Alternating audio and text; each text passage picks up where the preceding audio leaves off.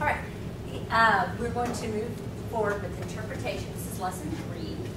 Here's where we're going. We'll do a quick review of lesson 2 last week, and then talk briefly about the interpretation rules, how to mark your script just by memorizing how you mark it so you can tell yourself when you look back at it later what emphasis you need to make and so forth. We'll talk also about vocal delivery and your character's movements. So a quick review of lesson 2 last week. Remember we talked about the content analysis. Is your piece, when you've cut it down, is there a clear beginning, middle, and end? Can you tell? Are you doing it for the whole book and telling pretty much the whole story in a 10-minute period? Or are you taking a chunk out and you're giving the audience some information at the beginning to kind of bring them up to speed about where we are when you jump into the middle? It's up to you, but you just need to make sure that when you read it, it does seem to be a story in and of itself. Then the character analysis, I gave you the sheets where you can analyze your characters. Did anybody have a chance to do that this last week and look at your characters? Okay, some of y'all did. Okay, and fill it out and put some thought into what they're thinking, what their issues are, what their physical attributes will be, and then how to write introductions for interns. What's common is that there's a teaser, then your introduction. When we say the word introduction in sleep, we mean your own original words, maybe explaining the piece or talking about the piece or telling the audience what's happened or giving an overview of what the book is about, and then announcing the title and author. If you want to, you don't have to write an intro. You can just announce the title and author, and that's totally fine. But the intros are a max 150 of your own words. And then I said script evaluations. This is going to be from here forward. We, and when I say we, that is Mrs. Elledge and myself, and some of the advanced interpreters are glad to look at your script. If you've cut anything down, bring it to us, and we'll just read through it to see if it makes sense, to see if it's kind of flowing, just kind of make suggestions, or ooh, you might want to repeat this again, because you can repeat lines. You might want to repeat this again. Ooh, this is a good opportunity to pause or milk this moment. You know, we're so glad to help you with that. So please, email it to us. We might not get to it, just within 2 hours, but we might be able to get to it within a day and look it over and then give you some feedback on it. So that's what we're here for. So you can wear us out, and we're so glad to help you with that.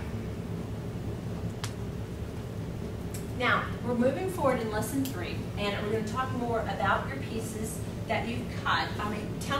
Give me a status report on anybody with, some of y'all done the character analysis. Have you cut your piece down and put it in a script type format or gotten close? Yes, Ben? I'm close. You're pretty close to having the script done? Mm-hmm. Have it all cut? Oh, good, good. Anybody else? Yes. Kind of started cutting it. Okay. Picked out the parts we wanted. Okay, what was your piece? The Great Divorce and... That's a C.S. Lewis, right? Yeah, and the Screwtape Letters. Okay, is it going to be used for, so is one of you doing one and one doing the other? A duo, and then we're each doing another letter. Well, okay. I'm doing the Great Divorce as a duo, and I'm doing the Okay, good, good. How about you guys? Have y'all done anything with yours yet? We started cutting a little bit because you don't need to cut a lot. With Green Eggs and Ham, we have not put into a script form yet. Yeah, that's right. And that doesn't take long. Just takes a minute, look at the book, put it in a script format. Okay, well, I'm going to talk to you briefly about the NCFCA interpretation rules. They give a full set of rules for each event. So you have humorous interp rules and dramatic interp rules, but there's a lot of overlap. So I'm going to talk about some of the things that they have in common that people tend to trip up on. Now, I created this slide with trembling and fear because the updated NCFCA rules have not come out yet. My understanding is that they're not going to be radically different from last year. So I was bold and put up this slide.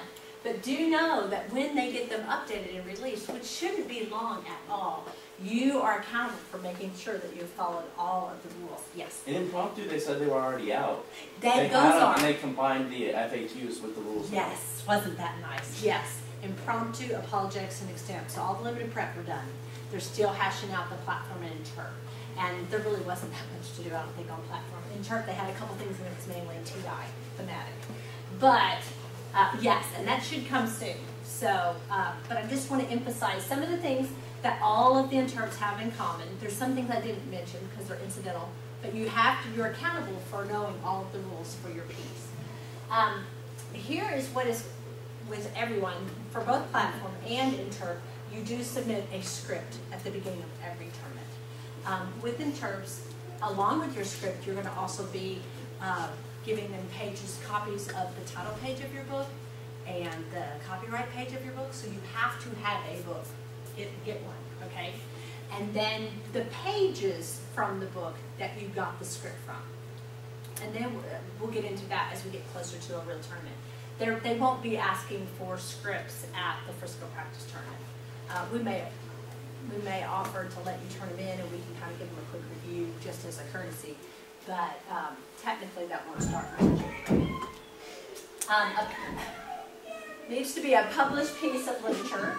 So make sure you get the book, and make sure there's no compilations, not a group of pieces. I don't know what they're doing next door. It's dramatic. Sounds like a dramatic. Okay, then you can have up to 150 original words for your intro. That does not include title and author. Title and author does not have to be bolded. But a common layout is the teaser, the intro, the title, author, and then the rest of the piece, how you lay that out. Sound effects. If you put in sound effects in your piece, just make sure that they're either spelled out in the book, or if you put in your own miscellaneous ones, make sure they're not words that you can spell. So you don't want to add the word BAM! You can spell that word. That's a word that you just added to the author's piece. Okay, let's see about that. Well, they just said don't add to the author's word, so they had to draw a line somewhere, you know. But if you went, you know, it's fine. You know, so whatever type of sound effects, just make sure you're picky on that. Same thing with shh. If it's in the book, that's fine. Do it. But if you want to add shh, I wouldn't, because you can spell that.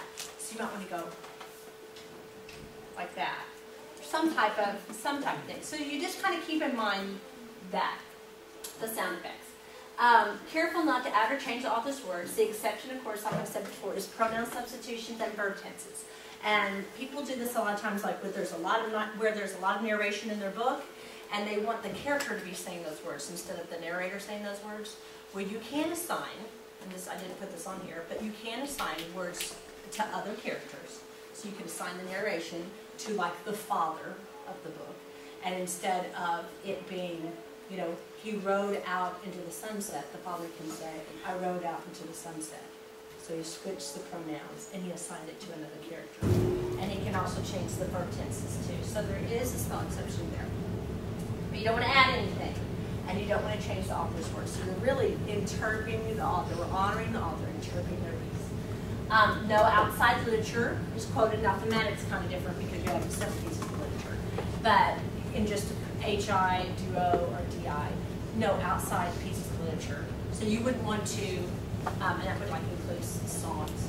That would be a separate piece of literature. You wouldn't want to think where you interpret the hiding place and then you sang, you are my hiding place, you always fill my heart. That's a separate piece of literature. It's kind of funny though, because they say limited singing and dancing is allowed. But if you're bringing in words from outside of the piece, that's not, unless that song is literally in the book, you know, that's an outside song. A good example of a song being in the book would be in The Lord of the Rings. There are a few songs, especially like in The Hobbit. Okay. It's designed for kids. There are little songs in the books that the elves sing. And that would be okay, right, because that's in the book. Very good. What I recommend is that when you read the rule, step really far back from the line. If you have anything that kind of sniffs close to the line, just be conservative.